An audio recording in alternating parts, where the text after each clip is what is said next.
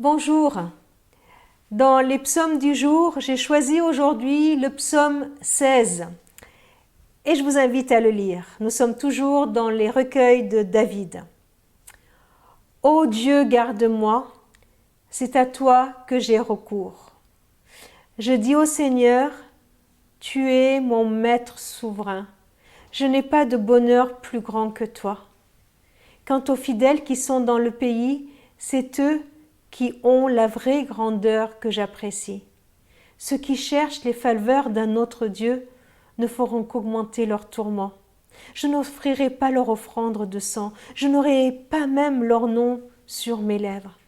Seigneur, toi qui es la chance de ma vie, la part qui me revient, tu tiens mon destin dans tes mains.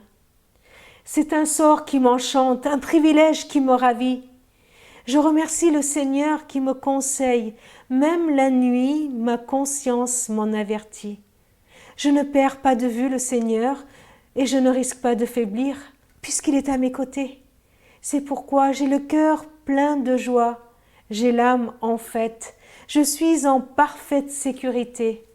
Non, Seigneur, tu n'abandonnes pas à la mort, tu ne permets pas que moi, ton fidèle, je m'approche de la tombe. Tu me fais savoir quel chemin mène à la vie. On trouve une joie pleine en ta présence, un plaisir éternel près de toi.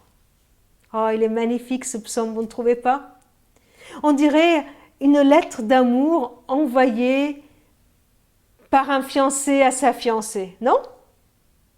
Marie, la sœur de Marthe, aurait pu écrire ce psaume. Celle qui a choisi la bonne part qui ne lui sera pas ôtée, celle de prendre du plaisir à rester aux pieds de Jésus pour l'écouter.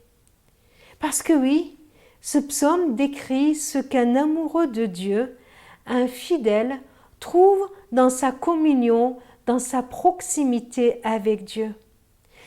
Un texte profond où se trouve l'esprit de l'Évangile, avec la proximité possible avec le Dieu de l'univers que Jésus est venu nous révéler.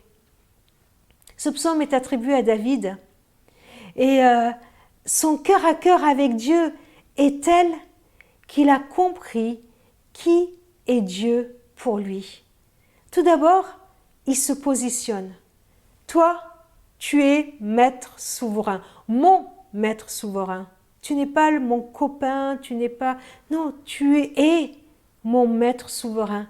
Il se positionne du coup comme serviteur. Ensuite, il décrit ce qu'il trouve en Dieu. Pas de bonheur plus grand que lui. Dieu, tu es la chance de ma vie. Le meilleur d'héritage, la part qui me revient, c'est toi, c'est toi. Cette notion est extraordinaire. L'héritage n'est pas quelque chose que Dieu nous donne, mais Dieu lui-même qui se donne. Ma part, mon trésor, c'est toi Dieu. Et le psalmiste continue. Auprès de Dieu, qu'est-ce qu'il trouve? Il trouve une sécurité dans sa vie et même dans la mort. C'est celui qui tient son destin dans ses mains. Du coup, même la mort, toute proche comme celle de la tombe, eh bien, même auprès de ça, il a l'assurance que Dieu ne l'abandonnera pas. Un privilège que de vivre dans cette proximité. Le psalmiste trouve encore auprès du Seigneur un conseil, même la nuit, quand nos pensées gambadent et nos inquiétudes nous empêchent de dormir, même la nuit, la proximité de Dieu est un conseil pour nous. Et enfin, la présence de Dieu est synonyme de joie, de fête. Qu'allons-nous faire? Franchement, moi, ce psaume me donne envie d'abord de l'apprendre par cœur, pour me le repasser sans cesse dans mon cœur, pour me répéter et répéter jusqu'à ce que je le vive pleinement.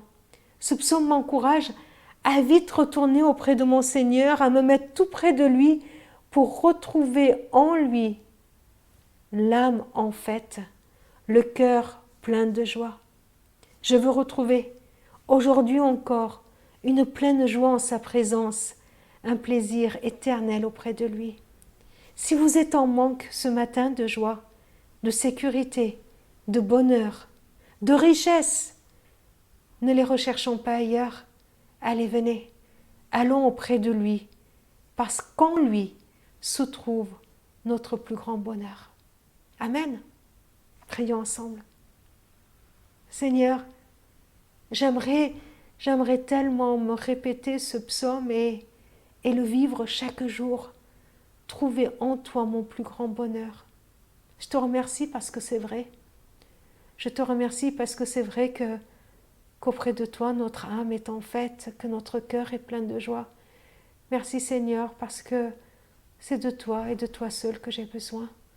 Je te demande pardon pour toutes les fois où j'ai voulu chercher mon bonheur ailleurs ou loin de toi.